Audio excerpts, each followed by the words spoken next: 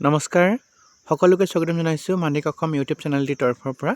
আজিৰ দিনটোত কাকপথাৰ তথা টঙনা অঞ্চলত কেনেকুৱা ঘন ডাঠ কুঁৱলী হৈছে সেইখিনি দেখুৱাৰ লগতে এনেকুৱা বতৰৰ পৰিপ্ৰেক্ষিতত আমাৰ বিদ্যালয়সমূহৰ পাঠদান কাৰ্য পিছুৱা হৈছে সেই কথাষাৰো অৱগত কৰিছোঁ। আজিৰ দিনটোৰ পৰাই তিনিচুকীয়া জিলাৰ কাকপথাৰ অঞ্চলতো পুৱা 10 বজাত বিদ্যালয়সমূহ আৰম্ভ হ'ব আৰু তাৰ মূলতে হ'ল বতৰৰ পৰিস্থিতি হেতু। বতৰ এনেকুৱা পৰ্যায় পাইছেহি য'ত যেন বৰষুণহে দি আছে। এয়া আপোনালোকে দেখিবলৈ পাইছে খুব ডাঠ ঘন কুঁৱলী 50 মিটাৰ মানলৈকে মনিব পাৰি, তাতকৈ দূৰলৈকে বৰ ভালদৰে মনিব নোৱাৰি। গাড়ী মটৰচাইকেল বা বাইচাইকেল আদি চলাবৰ কাৰণে খুব সাৱধানতা অৱলম্বন কৰিব লগা হয় আৰু সকলোৱে আমি সাৱধানতা অৱলম্বন কৰিব লাগিব।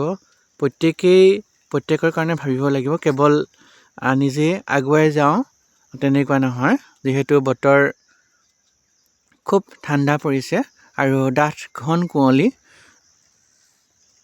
কোনো ঠাইত 50 মিটাৰ পৰ্যন্ত দূৰলৈকে দেখা পোৱা নাযায়।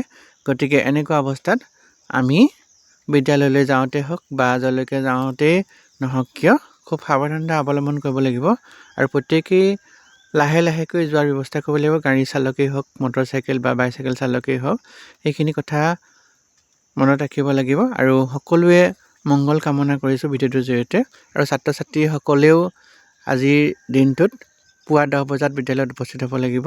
বেছি সোনকালে নাহিলেও হ'ব, সেই কথাষাৰ মই অৱগত কৰিব বিচাৰিছোঁ আৰু চৰকাৰৰ যি সিদ্ধান্ত সেয়া প্ৰশংসনীয় বা গ্ৰহণযোগ্য বুলি এই চেগতে মই ক'বলৈ বিচাৰিছোঁ। কাৰণ বতৰ যদি প্ৰতিকূল হয় তেন্তে ছাত্ৰ ছাত্ৰী তথা শিক্ষক শিক্ষয়িত্ৰী অভিভাৱিকা সকলোৰে অসুবিধা হয় বিদ্যালয়লৈ অহা যোৱা কৰাত। গতিকে এইখিনি কৰিছে খুব ভাল পদক্ষেপ। এইখিনি অসম চৰকাৰৰ লেখত ল'বলগীয়া এটা কথা। মই আজিৰ দিনটোত বেছি দীঘলীয়া কৰিবলৈ বিচৰা নাই। কাকপথাৰ তথা টঙনা অঞ্চলৰ যি ঘন কুঁৱলীৰ বতৰ, সেই বতৰৰ এই ছবিখন সাঁচি ৰাখিবৰ কাৰণে চেষ্টা কৰিলোঁ। পুনৰ নতুন এটা ভিডিঅ' যদি সকলোকে লগ পাম। ধন্যবাদ।